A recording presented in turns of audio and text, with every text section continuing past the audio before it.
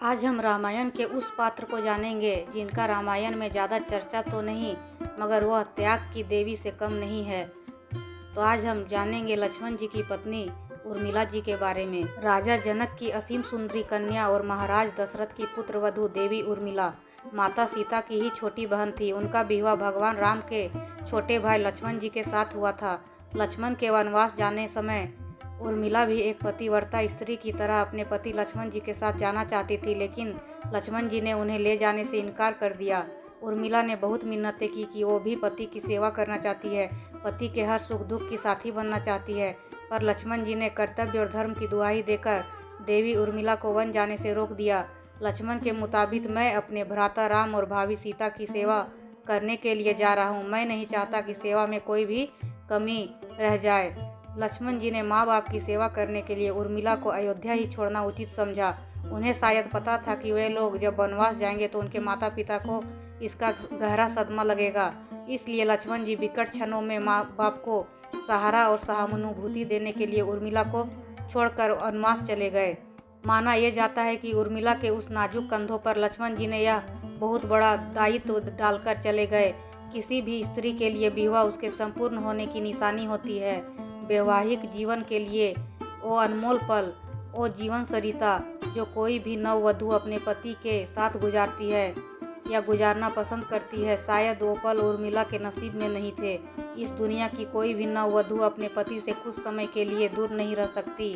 देवी उर्मिला अपने पति से एक नहीं, दो नहीं, बल्कि 14 वर्ष अलग रही। भला किसी नवविवाहित स्त्री के लिए सबसे बड़ा त्याग और समर्पण और क्या हो सकता है।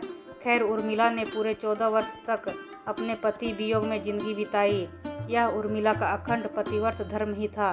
उन्होंने कभी किसी तरफ देखा नहीं।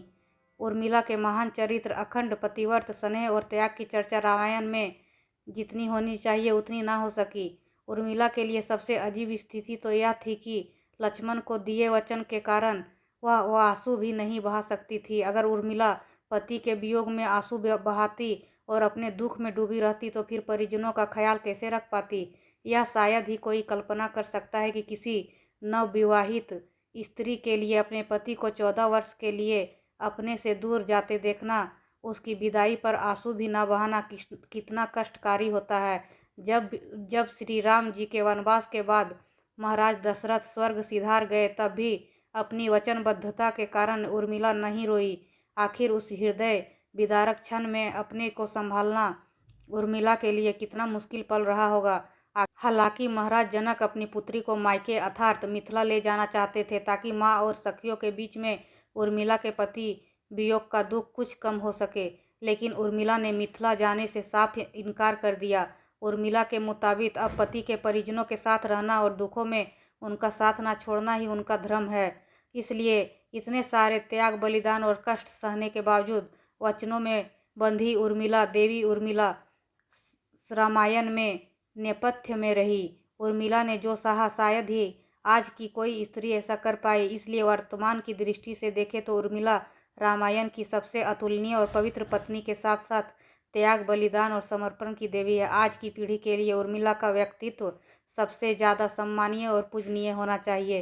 तो कैसा लगा दोस्तों? अगर थोड़ा भी अच्छा लगा तो ज़रूर लाइक कीजिए और सब्सक्राइब कीजिए। धन्यवाद। फिर मिलेंगे हम ऐसे ही वीडियो को लेकर।